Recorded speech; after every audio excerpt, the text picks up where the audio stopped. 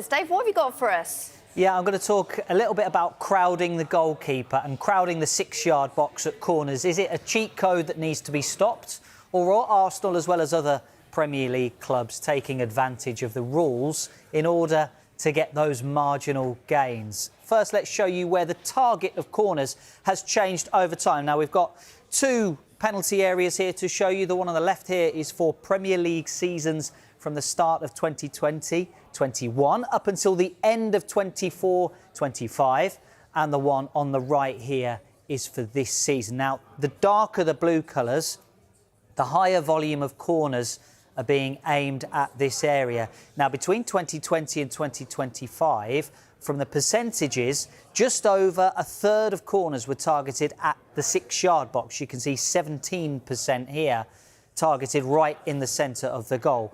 But take a look at this season. 53% of corners are targeted at the 6-yard area, with more than a quarter aimed right in that middle zone. So what has developed now is something that's been coined by the analyst Michael Cayley as the meat wall, with sometimes 10 players packed into the 6-yard box. And this is how it has changed over time. Now, 2 seasons ago, you're looking at around about two attacking players on average, and between 5 and 6 defensive players in that 6-yard box. That has significantly increased over time. Looking at this season, there are on average 3.2, just over 3 attacking players in the 6-yard box when the corner is struck.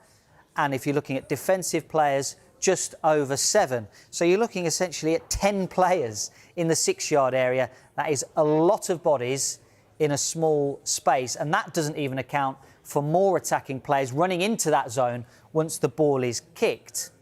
So is this idea turning into success? Well, the short answer is yes. Here we have the direct goals being scored per game from corners targeting the 6-yard box. Now, what we are calling a direct goal here is when the first contact from the corner results in a goal. We're not looking at rebounds or second phase goals here, just goals from the first contact. Now, numbers have actually, I think, remained fairly stable, you might say, over the previous 4 seasons. But there is a significant jump this season, 0.12. So that means that if 8 corners within a game are targeted at the 6-yard box, you are likely to get a goal from one of them. Significant numbers. What about grappling? Is there too much of it? And are officials responding? We can show you the number of fouls being given in the 6-yard box per game. Now, this includes set pieces and open play for these numbers. We are at the highest rate at the moment of fouls being given this season in the 6-yard box compared to the last 4, risen from 0.23 there to 0.26 this season. So we are at a good rate of fouls, but does feel slightly like there's a bit of a lag where the officials have taken time to catch up on the way teams are exploiting corners here. Does the rate of fouls being given actually match the uptick in goals being scored? And also the uptick in what seems like the visual prevalence anyway of grappling becoming a big thing within the game. So I wonder what Clinton thinks. We'll get his thoughts in a moment. But who is the most fouled player in the 6-yard box this season? Well, Aston Villa's Emiliano Martinez has been fouled 7 times in the 6-yard area, followed by Sunderland's Robin Roofs and Everton's Jordan Pickford as well. Interestingly, the 2 goalkeepers at the Emirates yesterday, David Wright and Robert Sanchez, have only been fouled once each this season, or at least the referee has only given a foul once. So, Clinton, I know you say you're a fan. Did you enjoy the game yesterday, even though it was essentially decided by corners and set pieces? It was an okay game. Obviously, I would have rather seen the goals from open play, but I enjoyed the game. It wasn't as good as I thought it would have been. Obviously, when Chelsea went down to 10 men and Arsenal already took the lead, you think the game's over then. But, I can understand people's frustration about it, but I think fans of the teams that are scoring from set pieces won't be disappointed because you're winning football matches. If you're not winning football matches, then you start questioning, well, why are we only scoring from set pieces? As I said, if Arsenal win the Premier League come the end of the season, no one cares about that. And you know what it is? The deliveries into the box are so good.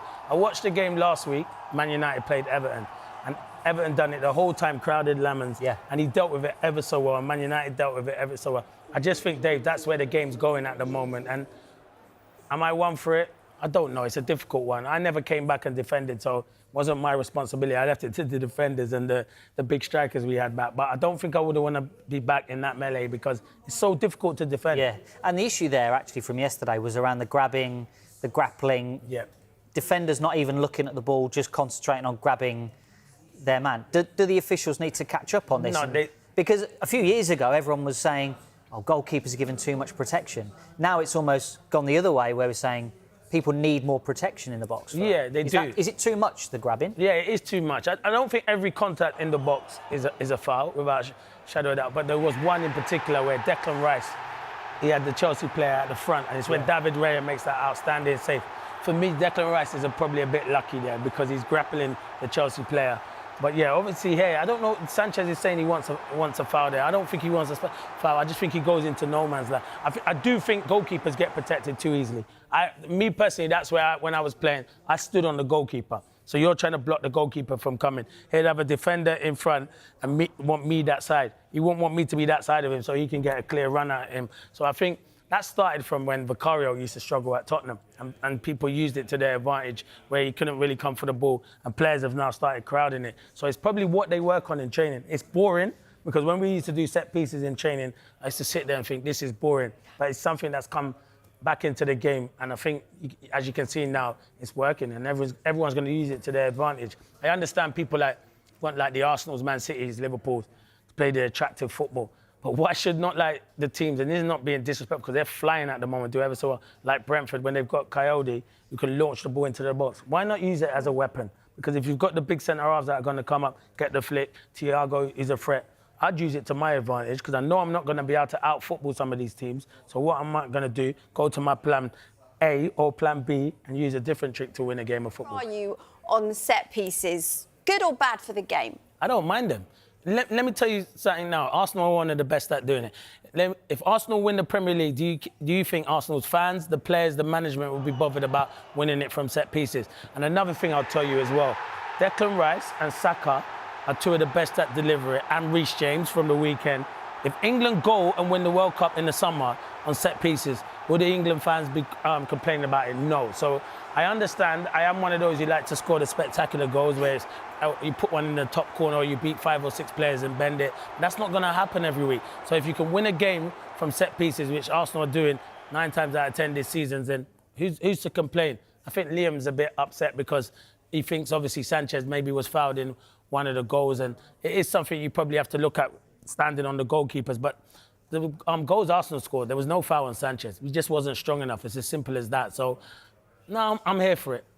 Times have changed, and that's why they got set-piece coaches and stuff like that come into the club. But the delivery has to be good. The movement has to be good. And the thing why people concede so many goals is because they mark zonal. If you're marking man-to-man and your man wins a header, then you can hold up your hand and say it's your fault. We don't know whose fault it is at the moment because everyone's getting a free run. You can't let someone like Gabriel have a free run on you. I know Reece James was trying to mark him the other night, but it's a difficult. It's a mismatch. This is our thing about man-to-man. So earlier on FC, Tim Sherwood was saying it doesn't matter if you do man-for-man. With Gabriel, no one's stopping him. No, because he's too strong. But what I'd try and do is get my best header of the ball, or if not, I'd get 2 to mark him. And that might sacrifice someone else, so I can understand. But I still think man-for-man's better. I think if I'm here in the zone and I'm in the space and he's got a run on me. I haven't got a run on to jump it. He's got a run on me. So I can understand, what Tim's saying. But he's different to everyone else. But I'm just talking about other people. He's one of the best headers of the ball and goes and attacks it in his box and in the opposition box. So, he's one of the best that do it. But I would rather people man-mark than zonal, in my opinion. And that's how it was when I was playing many, many years ago. I love that you made this all about you.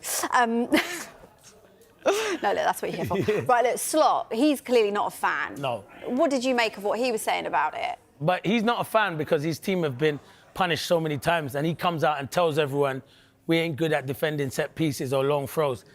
You shouldn't be saying that as a manager. Don't tell other managers your weakness because every time they'll get thrown, especially teams like Brentford, one of the best to do it with their long throws. They cause a lot of problems. Keith Andrews used to be the set-piece coach when Thomas Frank was there, and they're very good at what they do.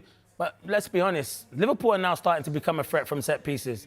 You see the goals on the weekend, Van Dijk's header, he's a threat. So if it works for you, it works for you. I know they do score goals outside the box, but if you're a team like a Brentford and you're playing a team against like Liverpool or Arsenal or Man City, you're not going to out-football them. So what you're going to do is get in their faces, try and get free kicks, try and use your long throws and your corners. So if it works for other teams, keep it going. I'm here for it. Don't get me wrong. I love the beautiful game.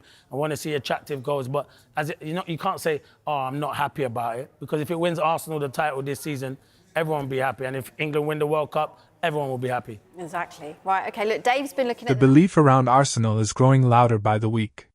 Some are even saying that if they win the title this year, it could be the start of a dominant era. That's how convincing their structure, depth, and identity have become, and at the heart of it all lies a devastating weapon. Arsenal have transformed into genuine set-piece monsters. Corners, wide free kicks, second phases, every dead ball situation feels like a scoring opportunity. It's no longer luck or coincidence, it's design. Their routines are rehearsed, their movement is coordinated, and their execution is ruthless. What makes it even more dangerous is the variety. Near-post flicks, back-post overloads, blockers creating space, late runs from deep, opponents struggle to predict which pattern is coming next. That unpredictability forces defenders into hesitation, and at this level, hesitation is fatal. In tight title races, open play can become tense and cautious. That's where set pieces separate contenders from champions. When games are locked and margins are thin, one perfectly delivered ball can change everything. Arsenal have mastered those moments. If this weapon continues to deliver, it won't just win matches, it could define an era. Because when a team pairs tactical intelligence with relentless efficiency, dominance becomes possible. And right now, Arsenal's set-piece power looks like the engine driving their title dream.